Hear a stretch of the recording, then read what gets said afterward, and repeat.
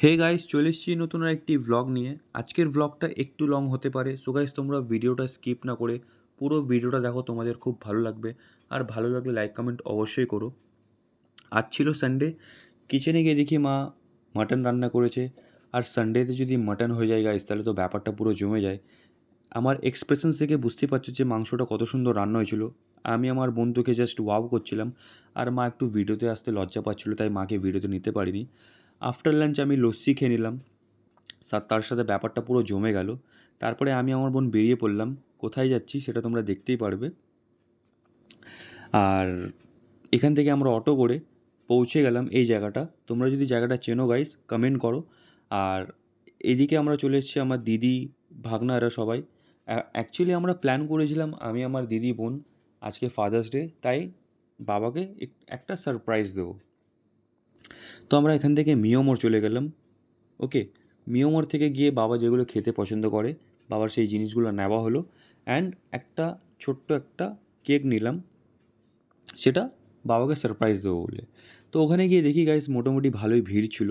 And father's day উপলক্ষে ওখানে ভালোই ভালোই কেক এসেছিলো।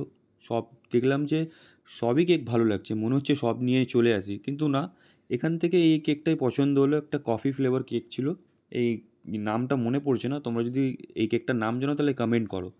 তো আমরা একটু ভিডিও করলাম একটু। এবারে যাচ্ছি বাড়ি। বাবা এই বিষয়ে কিচ্ছু জানে না, বাবাকে যে সারপ্রাইজ দেওয়া হবে। ইভেন দিদি যে এসছে বা আসবে সেটাও বাবা জানে না। আমার ছোটো ভাগ্নে গিয়ে ওখানে গিয়ে বেল বেল বাজায়, তারপর গিয়ে বাবা এসে আমার ভাগ্নাকে দেখে শকড হয়ে যায়। তো বাবা তো এসব বিষয় জানেই না যে দিদি আমরা এরকম একটা প্ল্যান করব, ইভেন এটাও জানতো না। ওখান থেকে এই মাগটা গিফট করে গাইস, এই লেখাগুলো খুব সুন্দর ছিল। এবার মেন মোমেন্ট শুরু হবে গাইস, কেক ফেক কাটিং হবে। দেখো এখানে বাবা মা দুজনেই কেক কাটছে। আর তার সাথে ওখান থেকে অনেক কিছু এই লেখা এইগুলো গিফট দিয়েছিল, মাগ দিয়েছিল।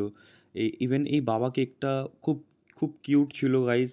আর কেকটাও খুব টেস্টি ছিল। এক এক করে সবাই আমরা কেক খাওয়াচ্ছিলাম, বাবা মাকে, বোন খাওয়াচ্ছে, দেন দিদি খাওয়াচ্ছে। সো গাইস, তো এই কথাটাই বলবো, এই ছোট্ট ছোট্ট মোমেন্টগুলো মা বাবাদের জন্য করে থাকি গাইস। মা বাবাদের কাছে এটা অনেক।